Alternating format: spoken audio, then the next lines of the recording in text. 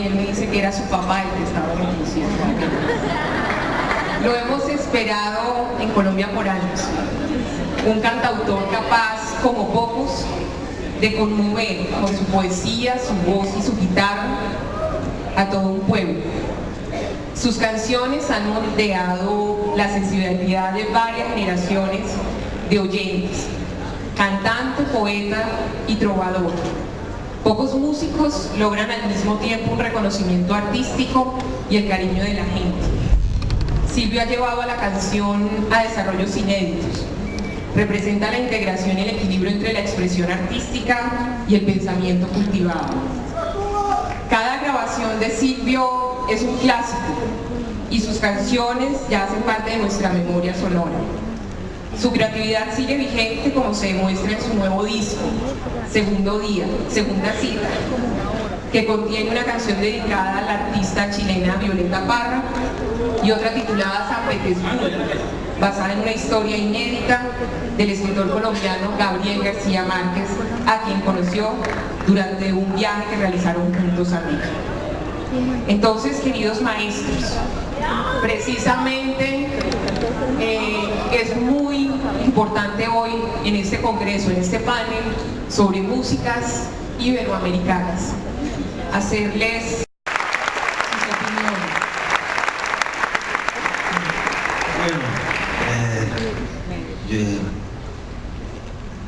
Realmente es difícil opinar después de las palabras de un maestro como Medero. Yo soy un músico más práctico que teórico. Y realmente este tema de la primera reflexión, las raíces musicales y los fundamentos de nuestras músicas. Las raíces musicales es aquello que llamamos, o que solemos llamar, tengo entendido, lo autóctono. Lo autóctono quiere decir lo propio, lo que es de un lugar. Si fuéramos a ser muy investigativos con eso de lo autóctono, sabe Dios de dónde sabe lo autóctono, porque habría que empezar por ver dónde apareció el fenómeno musical ya como especulación, como actividad humana, como actividad de los hombres. ¿Dónde surgió eso? Es muy probable que eso haya pasado cuando el estrecho de Bering y América se unía con Asia. Por ahí hayan pasado migraciones que ya traían posiblemente formas musicales, porque se da la coincidencia de que formas musicales, las formas musicales más primitivas, son muy parecidas y generalmente son basadas en estructuras sonoras de 5 sonidos, que es lo que le llaman la música pentáfona. Entonces eso se da en África, eso se da en China, eso se da en América, eso se da en tantas partes diferentes, y de ahí surge todo, y de ahí cada región, cada pueblo, producto de sus características, de sus investigaciones, unos ahondaron más en los instrumentos de percusión, otros en instrumentos de viento, pues fueron cada pueblo desarrollando sus aptitudes, sus inclinaciones, su propia autoctonía. Después empiezan a mezclarse las músicas. De un sitio viajan a otro por diferentes razones, a veces por razones muy pacíficas y a veces por razones de dominación, como es el caso de el encuentro de las culturas. No me gusta llamarlo el descubrimiento de América, porque América ya estaba descubierta por los americanos.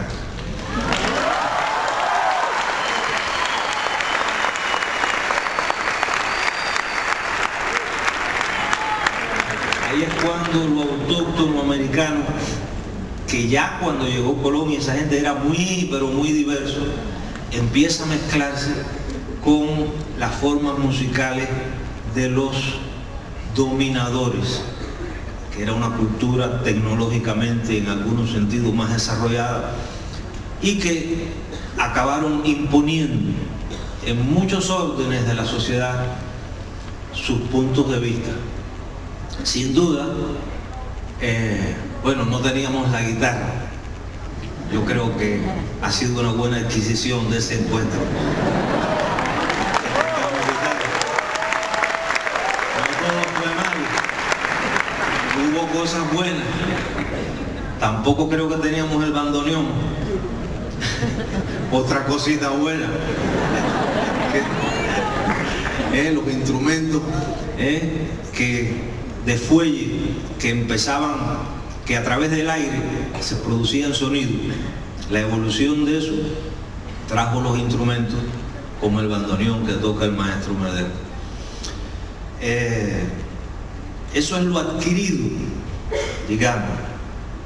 Yo soy de un país donde lo autóctono no existe prácticamente, es pura teoría, pura especulación.